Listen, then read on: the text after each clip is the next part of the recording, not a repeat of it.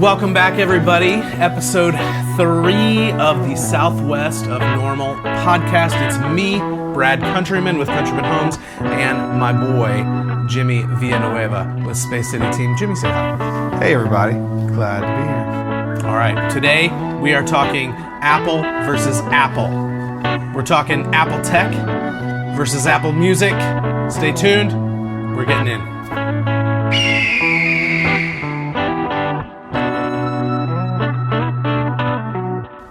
Jimmy, Apple Music released this list of 100 of the greatest albums of all time, and I have to talk about it. This list, in my opinion, is the most asinine list I've ever seen in my life. And I am not being hyperbolic. I'm curious, what was the criteria? What was the... Yeah, what was the criteria? Yeah, and that's the thing here. There's a couple of albums on here that I'm like, okay, I could see that. Uh-huh. But then there's so many. I mean, I just think the history of music. Yeah, all of it. Yeah. I mean, why is Creed not in here? Why do you keep bringing it up? Because it's funny. I am going to die. Okay. We're going to go over the top 10. Okay. Yeah. I want you to read, like, from the bottom up. Just read through it. Okay. 10, starting with 10. Lemonade, Beyonce. Nevermind, Nirvana. Back to Black, Amy Winehouse. Good Kid, Mad City, Kendrick Lamar. Songs in the Key of Life, Stevie Wonder. Blonde, Frank Ocean. Purple Rain, Prince. Abbey Road, The Beatles. Thriller, Michael Jackson. The Miseducation of Lauryn Hill, Lauryn Hill. Number one is The Miseducation of Lauryn Hill. I would probably put that like 5 or 6. I would probably put that at number 793. That album's amazing. Are you kidding me? That album is good. It is not groundbreaking. It's artistic. It is telling the truth. Okay, there's a lot of albums that do that. I don't know. I felt her. I felt Lauryn Hill in that album. I'm okay with that being on the top 10. For real. Yeah, I really am. That album being in the top 10. I think if you ask the majority of millennials, you know, they would probably say the same thing. That album was phenomenal. You really think they would? I'm considered an elder millennial. I think they would. They wouldn't even be in my purview. Oh, girls, you know you better. Yeah, one song. Watch out! Oh my god! Great job. I mean, would you put like a Broadway musical soundtrack on this list? Is that what you would do here, Brad? I might. All right, so I wanted to touch on this because I think, one, there are artists who should be on this list, yeah, but not these albums. So, like number 10, Lemonade by Beyonce. Lemonade it was pivotal for its time, right? This was during the whole George Floyd thing. This was the Black Lives Matter piece, right? And I think that album in that time period was appropriate, and it was great, and it told a story like Lauryn Hill, better, by the way. And I think it was a good album, right? And we all know where I stand on Beyonce, right? I don't get her. I'm not her demo, and I get that too. However, I think she deserves a spot, maybe not top 10, but definitely top 20. But I think Renaissance should be on there instead of Lemonade, and somewhere in like the top 20, top 15. However, this one I truly believe belongs here, and that's Nirvana, Nevermind. Yeah, no, for sure. That changed the genre. That created an entire subculture. So, okay, I think for me, like if you're going to be on this list, and I'm just equating it to sports, like basketball, like players that made such an impact on the game, that changed, like Steph Curry, he has changed the way people approach the game with three-point shooting and teams now and analytics and, you know, LeBron, Michael, whatever. And I feel like there has to be something like, what was it about this album that caused a shift, a change? And I think Nirvana definitely has. I think Nevermind definitely does have it. There are other ones on this list that I'm just like, Okay. I'm not sure. Give it to me. So I think Amy Winehouse is great. I don't think Amy Winehouse should be on this list. You don't think she should? This album is a straight listen. It's a great listen. I would put Miseducation of Lauryn Hill, you know, like spades above. Where's this. the door? Because you can leave it. Are you for real? I mean, for real. Yeah. Lauryn Hill above Amy Winehouse? Absolutely. Okay. All right. Well, If we're just talking about albums, yeah, albums. yes. The album. Absolutely. I don't think so. Here's the reason why I think this Amy Winehouse album is far better. It brings in... She died in a tragic way? Is that the reason? Well, maybe. But I mean, that's probably a big part of her popularity. I don't think so, though. So Amy Winehouse, if she had lived, right, would have had this storied career, like very large storied career, much like Selena would have if she did it too, right? But Amy Winehouse... or Kurt Cobain. And Kurt Cobain, for example. There's a lot of dead people on this list. Amy Winehouse, this album brings doo-wop. It brings old rock and roll. It brings a little bit of that hip-hop beat and flair into it. Like, it marries genres, okay? Whereas Lauryn Hill's is a little bit of doo-wop, a little bit of hip-hop, and that's essentially it. I'm not saying it has to be more than that. Yeah. Okay? But what I am saying is Amy's vocal talent was far better than Lauryn Hill. Bro, I don't know. Did you see Sister Act 2? I will say the impact on culture, though, that goes to Lauryn Hill. It does not go to Amy Winehouse. And maybe that's why I feel like this album in particular, like, I feel like it hit. I don't think it belongs at 8. Amy Winehouse.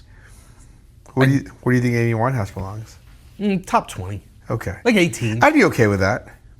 And then like Kendrick Lamar. That I think 100% belongs here. I absolutely, but my thinking though is like if you're gonna put Kendrick Lamar on here, I don't know. I feel like listening to Snoop Dogg or Dre. I think it should take that place, right? I think you're right because I feel like that shifted and changed the game of rap music. Yeah, and in a way that Kendrick Lamar, like he's reaping the benefits of what took place in the 90s. I don't think so. I think he's recreating it, right? Okay. I think he's molding it to the new generation with Good Kid, Mad City, where he starts to flow a little bit more like Tupac. I love hip hop, so he starts to flow more like Tupac in his Good Kid, Mad City album, and creates like poetry, right? Yeah. Tells stories. I do agree with you though. The Chronic belongs here, not Kendrick's. The Dr. Dre's The Chronic was far more influential in creating an entire, again, subculture. They created gangsta rap. Which then turned into this war in rap music and stylistic West Coast, East Coast. Now H-Town has its own vibe too. And, you know, like, and I just feel like that all was kicked off with some of these artists from the 90s. I agree. Late Are you 80s. an East Coast or a West Coast rapper? I don't know. You grew up in that whole era too. I did. Probably more West Coast was more my vibe. It's so much better. Yeah. So much better. The West Coast rap scene is so much better than your Jay-Z's and your P. Diddy's. You love P. Diddy, don't you? He still writes me from jail. So. Oh, no.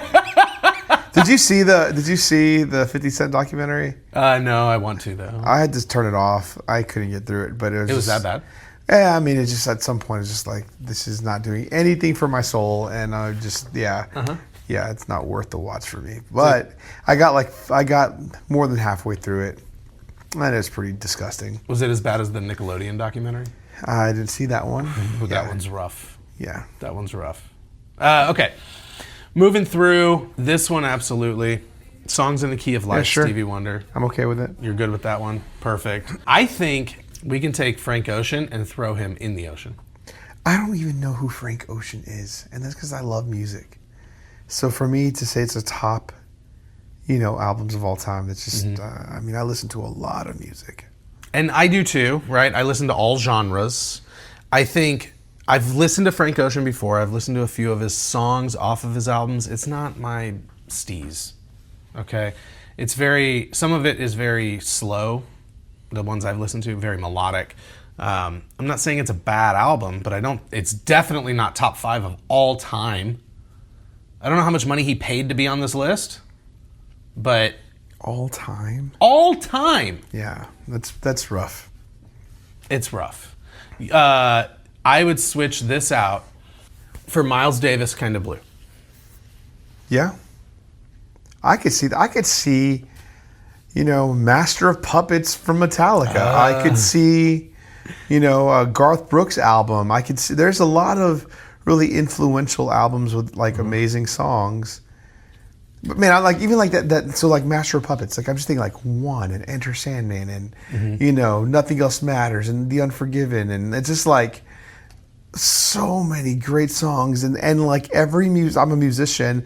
Every musician that I knew of was like learning to play guitar to these songs. Yeah. And it just, it was amazing. And you got your tab in Guitar Player magazine. Oh, yeah. So there isn't like a heavy rock album on here. There's Nirvana, that's grunge. I don't consider that. There's not a heavy metal. There's not like a true rock album. You don't have anybody like AC/DC. You don't have the Stones. Elvis Presley. Metallica. You don't have Ozzy. There's none. Yeah. None. Okay? So if you were going to pick, there's not Led Zeppelin. Led Zeppelin's 4 was I consider if you're on the top 10. Oh, Led Zeppelin, yeah. That has to be a listen straight through. Right? 1 through whatever track, 12. There's no skips. It's a no skip album. Frank Ocean's definitely not on there. Journeys can be on here. I mean, there's so many, yeah. There's a lot. There's a lot that should be on here. Purple Rain by Prince is number 4. I think this was super influential for the time, right? I agree. Very good album. I think it should be top 10. I don't know if number 4 is where I would place Prince, but yes, great. And yeah. Let's go to 3 because I think that's far more beneficial. I think this is deserving. Absolutely. It's the Beatles' Abbey Road. Yeah. Classic Beatles album. Yeah. Changed a generation, dare I say. Yeah. Do you think that there's a better Beatles album? I mean, this is the one that comes to mind when I think of the Beatles. I think there's 2. That's the White Album and Revolver. Every album that they've put out is a banger. Well, this also has like the iconic CD. The front of the CD, cover. The cover has an iconic cover. Yeah, it's them walking across the crosswalk on Abbey Road. Yeah. Yeah, and everybody recreates it when they go to England, right?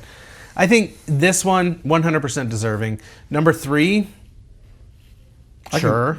I could put it probably 3 or 2. Yeah. Yeah. I agree with that. Maybe even 1. Maybe 1? Yeah. Who do you think is the most influential artist in music of all time? Of all time. We'll say from the 20s on. Okay. Is it Lizzo? Man, I don't know. If you could characterize an artist as the most influential artist of all time. I think art feeds on art, right? So one artist is going to put something out, another artist is going to take something from that artist and make it their own and turn it into something different and special, right? So I think it's an evolution throughout, right?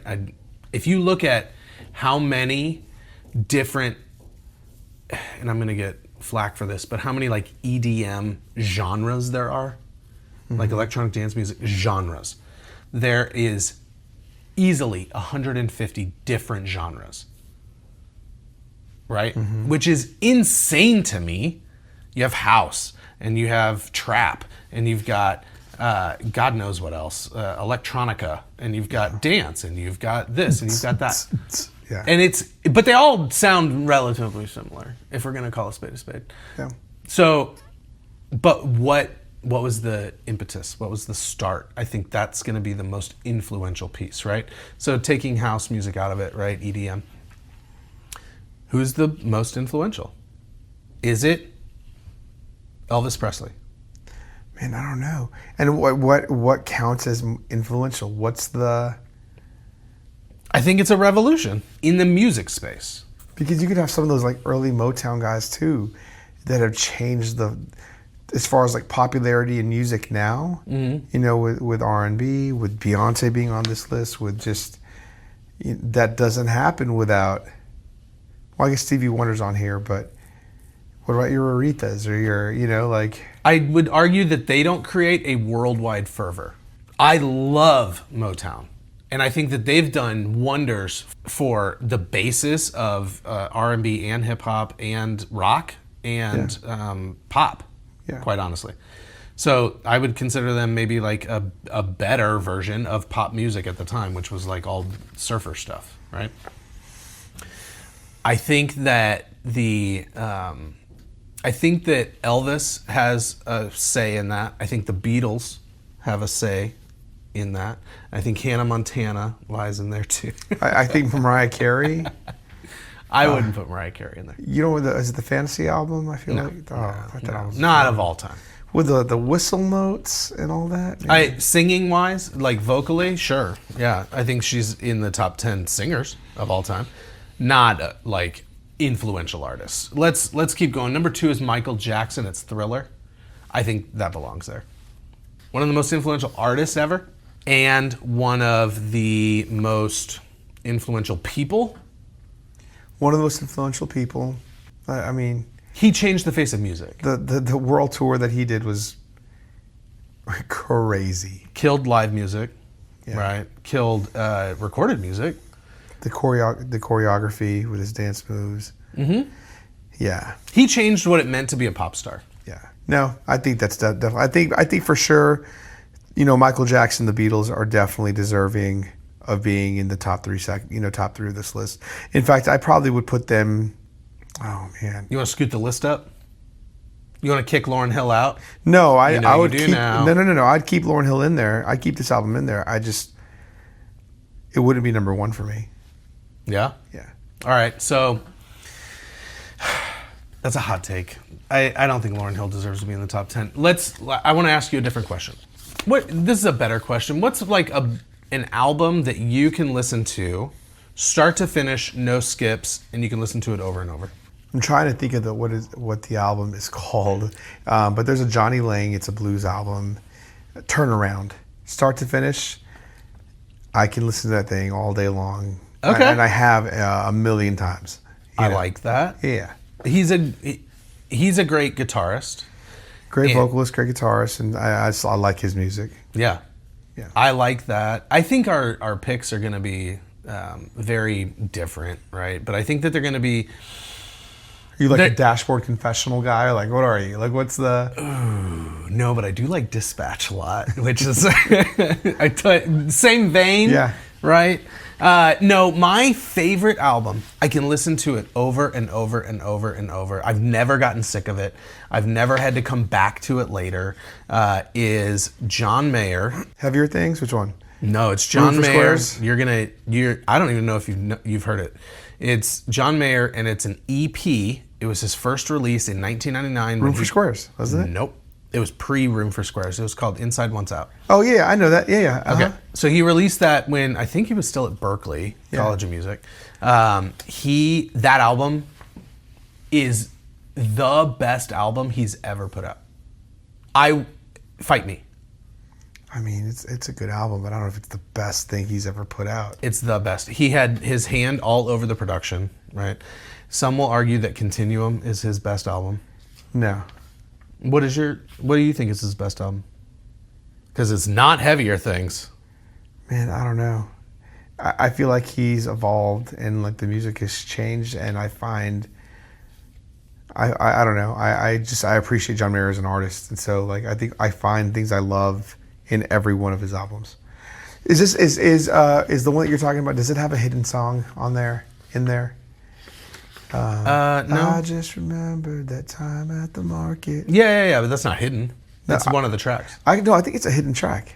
I think you have to like listen to something. I'm pretty sure. It's called Comfortable. Yes. Yeah, that song kills me every time I listen to it. It was one of the first songs, not first songs, but I used to play that song and sing that song. Our love was comfortable and I just switched keys like 3 times. That was great. That album is a straight listen all the way through. Yeah. I also would put Sublime on there. I can listen to Sublime. Yeah. They're self-titled all the way through. Another artist who died, 27 Club. I could listen to... See, I'm not good at the album names. Like, I love songs, Like, Matchbox 20, The Wallflowers, Oasis, some of their albums I could have listened to, I think they're good, but they're not like all the way. It's not a Green full Day. listen. Which Green Day though? Basket Case. Oh yeah, yeah. I think that's a very, very close one. I would say that they were influential in the quote unquote punk scene. I don't consider them punk, but they at least brought light to the punk scene. Yeah. Because before that, it was NoFX, it was the Dead Kennedys, it was these hardcore punk bands that you were afraid to go to the shows because you were going to get mobbed. I liked albums too back in the day that would tell a story. So like you'd listen to it and it kind of took you somewhere. I agree. There's an album, knows that I know this artist, but it's Pedro the Lion, and it was a guy that recorded like all of the instruments himself. Pedro Leon? Pedro the Lion. The Lion. Yeah. Okay. And he was like emo. I think he was a Christian guy, but it was like, but it was really emotional, and like it just kind of took you through this journey, like in his album. And I was like, so you're a really big fan of R. Kelly, Trapped in the Closet. Tell us more. Yeah. No. Not at all. Not at all. No? Can you listen to songs now that are kind of tainted by people? It's the remix to Ignition. Yeah, of course you can. Oh, man. Can you separate the art from the artist? That's the question. That's the thing. But yeah. We just talked about Michael Jackson. Yeah. Can you watch The Cosby Show? Mm-hmm. I can watch the Cosby Show still. Okay. Yeah. Then it's fine. I can't listen to P. Diddy songs though. I can't listen to. I mean, R. Kelly songs too. It's just I can't do it. You feel like it's tainted a bit. It's just my mind goes there now. So now whenever you hear it and they're talking about her, then you go, okay, well this was obviously with a 14-year-old. Yeah. Yep. Well, that's horrifying. Are you going to be watching Kid Rock on Super Bowl Sunday? No, I'm not. I am not going to watch Turning Point's fake ass. Dude, I should have tried to pull it up for you. I saw the funniest reel. It was this guy, this comedian was like, they're singing in Spanish. I mean Spanish. They're singing and he's going on and on for like 45 seconds about singing in Spanish. I had to deal with rap, and that was really hard. I had to deal with rap? And now I'm singing in Spanish while I'm eating the guacamole from this bowl with my tortilla chips and have a crunch wrap in my hand. I have to listen to Spanish. It is the funniest thing. No one's forcing you to go to Taco Bell and get crunch wraps. Nachos, tacos at my tailgate party, and I'm listening to Spanish. Not to get on a soapbox, I have a big problem with people that are like, yeah, well, if you want to live here, speak the language. Half of the language is Spanish, especially in Texas. Listen, who cares? Hey, who cares? There's some bigger hills to die on. What are we talking about? This is literally a concert. Yeah. No, I will not be watching the Kid Rock. Yeah. I forget who else is on that bill.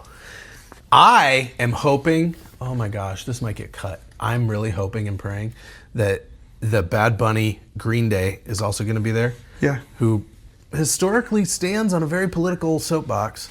I'm really hoping this thing turns into a shit show. I don't know if I want to. I want Bad Bunny to sing like "God Bless America" in Spanish or something. I think that would be amazing. That would be funny.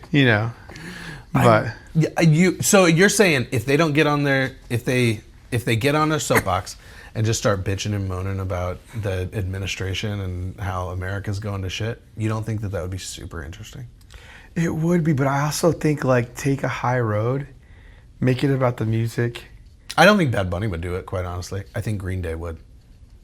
Probably. They would seize the opportunity. He's super vocal, or the dude from Pearl Jam. He's like, between every other song, he's like, shut up. Just play freaking Yellow Ledbetter, please. Just play the music. Play Jeremy. When do we do it? I don't care. Shut up and play. Nobody cares about your political views. I was watching TikTok, what was it, 2 days ago, I guess? And I was watching Tom Morello's the guitarist for Rage Against the Machine. And he was getting ready to play Killing in the Name of. You didn't know what was coming. And he just started getting the whole crowd all riled up. And they're an activist group anyway, right? Very much like... It's Rage Against the Machine. I get it. But even the lead singer doesn't even sing with them anymore. Zach De La Rocha. So he was going off. Dude, the amount of just random information that is in your head. What? That you just know every singer, player's name. It's not just music. It's literally wild. Everything. It's everything. It's pretty impressive, folks. I know a lot about a lot. And do you your license plates memorized for your car, your wife's car? Like, yeah, mine's just Countryman, so it makes it super easy. That's true. No, I don't memorize that stuff. I memorize stuff that matters. Yeah. Like the lead singer of Rage Against the Machine, the hit rock band from the late 90s, early 2000s. That's awesome. Yeah. And now for your Market Minute. The National Association of Realtors forecasts a measurable pickup in U.S. home sales in 2026, with a projected 14% increase nationwide and price gains of 4%, driven by job growth and limited inventory. Redfin economists call 2026 the start of a great housing reset, characterized by improving affordability, notably as incomes rise faster than house prices. A recent broadcast report indicates the Houston housing market is evolving, with prices, demand, and trends under review. Local headlines also suggest shifting conditions, including parts of the Houston area exhibiting softening sales conditions, with buyers gaining relative leverage in some communities. This has been your Market Minute. Let's talk about what we're doing here today, which is the other Apple, Apple Corp, moving to Houston, baby. That's wild. That's crazy. Yeah. So Apple's moving to Houston. Tesla's already in Houston. They have a dealership and some, I guess, like distribution centers. However, they're putting a battery facility, one of their mega facilities, out in Brookshire, which is west of Houston on I-10. Apple is moving into northwest Houston, and Nvidia is also putting their hat in the ring. Golly, Silicon Valley, Southwest Silicon Valley, you know. Foxconn is going to be moving here or putting their money in. They're already here with... What's the company that they're here with? Oh, Honhai. Honhai! I probably should have said it that way. It's Han. I don't know how to... Honhai? Yeah, whatever it is. A Chinese company. Whatever. So you're saying they should move to Chinatown, west of town. They're here. They already have money in the game. We had investors like Yao Ming. Jeremy Lin. Famed Chinese basketball players, Jeremy Lin and Yao Ming. Yeah. Both played for Houston. Yeah. Yeah? Was Jeremy Lin, he was drafted by Houston, right? No. He wasn't? No, man, he lived on a couch. He almost didn't. He had his big Linsanity thing when he was with the Knicks, but he was just trying to make the team and make a contract. He was sleeping on a player's couch. Oh, really? Yeah. That's crazy. So his story is actually pretty wild. If you want to watch a basketball documentary, the Linsanity documentary is actually definitely worth the watch. Oh, maybe he should have got a job at Apple, and then he wouldn't have had to sleep on the couch. Apple's building their facility in northwest Houston. So what I want to talk about, though, is what I'm going to dub the tech effect. Okay, Seattle and Silicon Valley. Mm-hmm. I'm talking San Francisco, and I'm talking LA. Yeah. And the newest little brother to the group, Austin. Mm-hmm. Okay? So, historically, it kind of goes where tech goes, home prices skyrocket, right? Really, all prices skyrocket. Do you think tech is the main reason for that? No, I don't. Yeah, neither do I. I think it's hipsters. I'm going to blame hipsters. But also, I would just also say, you don't think like there's like a landlocked, like, you know, there's only so much beachfront property. There's only, you know, that kind of a deal. I feel like in Houston, we're so spread out. Yeah. I don't think that Houston will see the same effect, and I think you hit the nail on the head, James. The things to remember are we are not landlocked, right? We have massive amounts of land, right? Which is part of the reason why they moved into Austin anyway, right?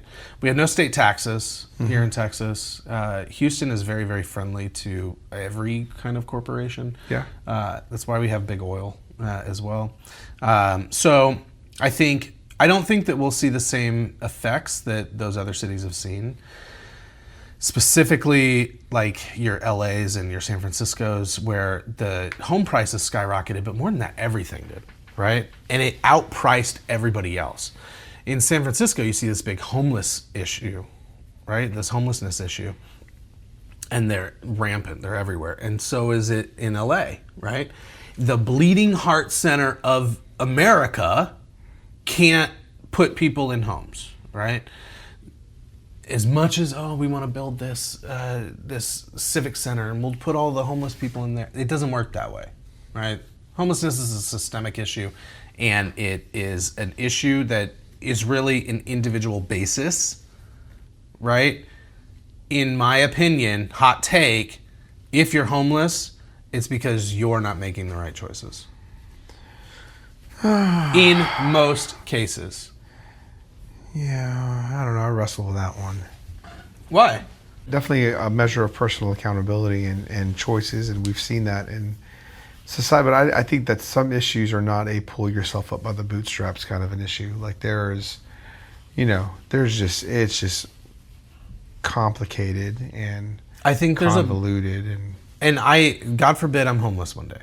And I don't know, and I think also some people just don't have the freaking tools to cope with horrible circumstances. So I can point the finger all day long. And yes, there is a personal responsibility. Nothing's going to change unless they change, but I can understand a little bit, like, how does someone land there and someone stay there? Let me rephrase it, because I think it came off harsher than I wanted it to. No. I resonate with what you're saying, because I think, man, dude, stop making dumb decisions. You know? And I think that's part of it. I think the other bigger piece is the toolbox, right? Let's talk about opportunity, right? They're not given the opportunity to have the tools to be great with their finances, right? Or they can't visualize a way out of their situation. Now we're talking generational poverty, but a way out of their situation, so they sink deeper, right? Or you grow in despair. Like we helped a young lady to try to get her papers, her license, you know, and that was like a big eye opener for me. Like how hard it was for us to track, you know, to get the information, to get, you know, just an ID, you know, a driver's license. I mean, it was the most complicated thing, like, out there. Yeah. And so, like, this 18-year-old kid, I could see how, without any transportation, without money to begin with, like, how you just what's the point? I'm going and they're sending me back, and I'm going again and they're sending me back, you know, and going. You know, it was very eye-opening. I think, like, you get stuck in this cycle, right, and then you turn to something that you're going to cope, whether that's alcohol or drugs or whatever. So you use that as a coping mechanism, and then that obviously makes your time worse, right? Speaking from experience. So with that, though, the homelessness piece we're not going to solve today. But I don't think going, hey, here's a home, or hey, here's a shelter, that's not going to fix anybody's problem. And I feel like what's happening is we're losing the middle class more and more. Yeah.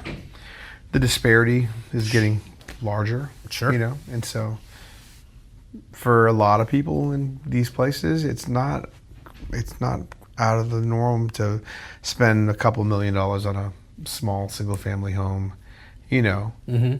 But then there's like the middle class is like disappearing. Yeah. What do teachers do that are making like $75,000 a year? And in areas like this. Well, the new I read this online. So the new base salary in order to quote unquote survive, right? Not that the poverty line has moved, because the poverty line hasn't, but the base salary to make a comfortable living, right, has increased to something like $125,000, right, combined income. Yeah. Maybe $150,000. So with that new number, it used to be 60, right? It used to be 60, 75. Went up almost $75,000. So what also went up is the price of eggs and the price of rent and the price What was your first mortgage payment? My first mortgage payment was $700. Yeah, mine was $950. Yeah. Fully, that was escrow, tax, insurance.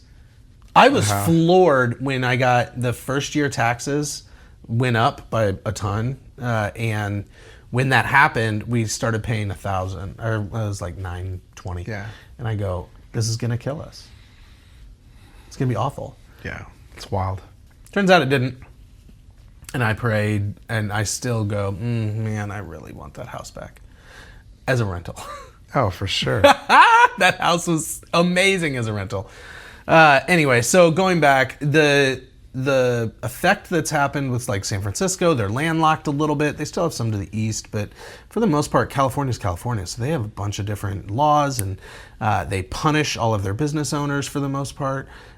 They are super, super left, and I just don't see the same effect that's taken place in California happening in Texas. And we've already seen that with Tesla in Texas with their mega structure out in East Austin, where they've moved in, and a bunch of other companies have kind of followed suit.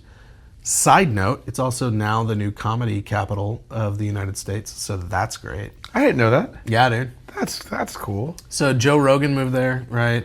And then he brought Tony Hinchcliffe. Tony Hinchcliffe and Joe Rogan brought Ron White. Ron White brought a couple of other people. All the comedians are flocking to Austin. Well, I wouldn't consider Joe Rogan a comedian, but yeah. Well, he is a stand-up comedian. I mean, I don't know. That's literally how he started. Really? Yeah. That and MMA. I knew MMA and had no idea the joke. Yeah. He was a better comedian than he was at MMA.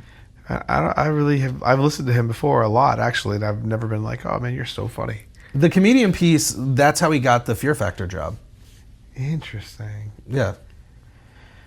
I do know a lot about a lot. See, this is a lot of information out there that'll help you sell your home.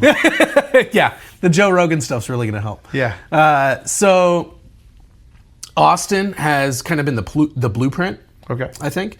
And with all of these companies moving into Houston, I think we're going to see a couple of super interesting things, right? One is increased jobs, right? So our unemployment rates for Houston just came out a couple of days ago. We are somewhere around the 4%, right? Which is a little high, but lower than I think the national average. Yeah. So a little bit high. We'd like to see that somewhere around like 3. So it's going to increase jobs. My guess is somewhere in the 3,000 job range, give or take. So that's including Apple and Tesla. Then you've got what I really want to talk about is the homes, right? So with this increase in jobs, people will have to transplant, right? At least the higher ups, the management, they're going to transplant here. What that means, though, is the areas in Houston that we're already seeing an uptick, I think are going to now explode. This is the impetus, the jump that we need. Yeah. Yeah, I feel pretty good. I feel like we've hit the bottom of where the market dip here in Houston has been. And like even today, like this is all happening, rates, while yes, they're still high, we're near 3-year lows. And I mean, I've sold properties here in the last 2 years, sight unseen, from people moving here from California, taking a job, and so the amount of infrastructure, employment, Yeah, it's going to be really interesting to see what this does to like especially the counties that they're in, and maybe like the suburban centers that they're around. Mm-hmm. Yeah. There's some oil companies that are also tightening up. Yeah. Where they would have had, a satellite place over here in Laredo or whatever. They're moving those sub headquarters back to their normal headquarters. There's giant building projects going on downtown, right, that are solidifying all of that. I have a builder friend, right, and I do too. You have a builder friend too? Yeah. Well, let's talk off camera about your builder friend, and I'll talk to you about my builder friend. Yeah. What's your builder's name? I have a friend named David.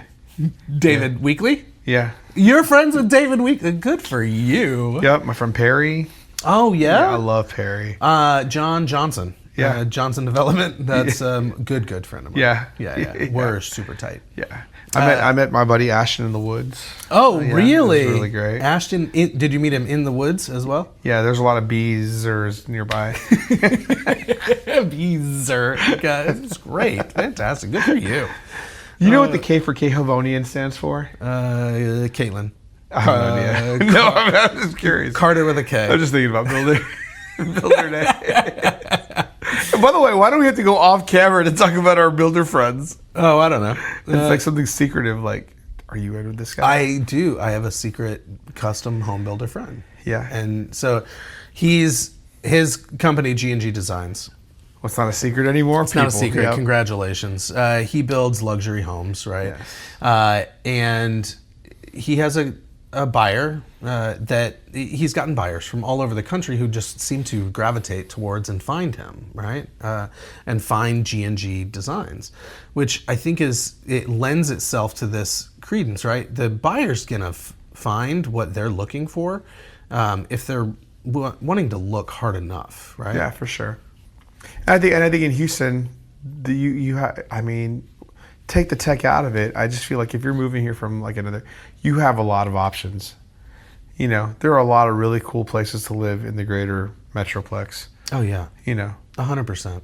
The country as a whole, if you look at any national news, I have a lot of friends, and so do you, all over the country that are in different markets, right? And they are all, especially the North, they are bitching and moaning that they don't have any kind of inventory. And I'm like, you guys can go to hell because we have 40,000. 40,000 homes is a crazy number, right? And I think with this pop, right, this is what we need in order to decrease that inventory from 40,000. Yeah. We're not that far out of the balanced market right now, but back to a balanced market would be. And I wonder too, like what these jobs, like, I mean, how much of these jobs are going to be taken from people that are moving here? And how many of these jobs are going to be taken from people that are either looking for work or just trying to find something better, I think it's column A, column B. Yeah. I mean, we have a relatively strong tech sector here anyway, right? This is where Texas Instruments was for decades. So they're the calculator making company. Until they moved to Mexico. And thanks a lot, TI. Mexico Instruments? Mexico Instruments. Yeah, they're... damn it, I tried to think of a Mexican state and I couldn't. Chihuahua Instruments? That's a Mexican state. Is it? Oaxaca. Chichen Itza? That's not. No, that's not it. I think it'll decrease the inventory a bit, right? But more than that, it's going to give Houston specifically a big ol' infusion, right? It's going to be an infusion of employment, of expendable cash, because these companies don't pay pennies, right? So I think personally, this is going to be a massive get. Now, where are the gets going to be, though? I mean, I think within a 15-mile radius of these places at the start, they're going to be hubs. It's going to be like the anchor store coming in to a strip center, and then everything else is expanding around it. Yeah, I think you're right. But I don't know, because then you see, then you see some of these warehouses that are out there, like in Beasley, like, that are these massive structures, or like I think Dollar General, and, has their massive warehouse. And I haven't seen this crazy amount of growth. And Frito-Lay. Frito-Lay is another one. Yep. So it's just... I don't think that growth, though, because they're looking for... and I guess, Tesla is too. But that's more of like a day labor kind of Like situation. running the machines and the belts and the. Yeah, that's like a manufacturer, whereas Apple is not going to necessarily be manufacturing. It's going to be like data. Well, so here's the other thing to think of, right? You have to look at the existing infrastructure already, too, Yeah. right? So where these places are going, Tesla is going in Brookshire, okay? So Brookshire is already booming and everything's going in that direction anyways. Is what I'm saying. Yeah. So this is only going to just add to the fire. Where's Apple going? Where's Apple going? So Apple's going Northwest Houston. Okay. So I've heard two conflicting things. I heard they're going to go in Northwest Houston, just in and around the Beltway Northwest, right? Maybe inside 610. However, I've also heard they're hitting Magnolia. Okay. Like Spring Branch area 610? Like That's one of the things I heard, which I don't necessarily foresee, but I could be wrong. Okay. Right? Interesting. So in either case, it's Northwest Houston. The Cypress. place with the biggest growth in that area is Magnolia Hockley. Dude, I think Magnolia's beautiful. Every time I'm down there for something, I'm like, wow, I would live here. Magnolia's gorgeous. The trees. Mm-hmm. Yeah. It's like Woodlands, but you don't deal with all the traffic and the ability to not find a fucking gas station anywhere because all of the damn trees, because they don't allow you to put a sign up on the side of the road because the woodland sucks. Actually, I think that's a very... Dude, look at your Google Maps. Pull up your Apple iPhone maps. I shouldn't have to look at a map in order to find Target. I don't know. I'd rather see a tree than an Exxon sign. A tree would be fine. All the trees? I would rather see all the trees than an Exxon sign. No. If I wanted to go to the woods... It's just like San Diego. San Diego's the same way. You drive down the highway, they're like all the way the buildings are facing or inside, those are all like code, regulations. I don't know if you've been to San Diego. Yeah, I've been to San Diego. But they have signage like outside, and you don't miss it because it all has to be like the same beige color to fall in line with the trees. It's the stupidest thing. I hate the woodlands for that reason. Love it. I like the houses and I like the neighborhoods because they're hidden. I love it. I want my businesses visible. I love it. Why do you love it so much? Why do you love it so much? So Magnolia Hockley, though, so the way that I really plan this out for buyers is I go Magnolia Hockley is kind of your upper class, right? That's going to be your middle, your mid-upper, and your upper price points, Okay. right? There's something for everybody in every area. Let me preface by saying that. So, but this in particular, this is the way that I'm characterizing it. Your middle to upper class is going to be Magnolia Hockley. Your middle class is going to be your Katy Fulshire, which also has upper class prices. Yeah, it does. They also have middle class, right? But they have stuff in the 300s. That's great. We just looked at one the other day. Yeah. I just found one for a client a week ago. Yeah. So they have 300s. They've got all the way up to multi-million. Richmond Rosenberg is more of your blue collar, your working class, right? Maybe you can find something for $250 starting. Now where? It's there. It's going to take work, right? I think really the base price for anybody is going to be $300. Yeah, I feel like regardless. that's kind of like definitely the baseline now. Yeah. My custom home builder friend, he works almost exclusively in Magnolia.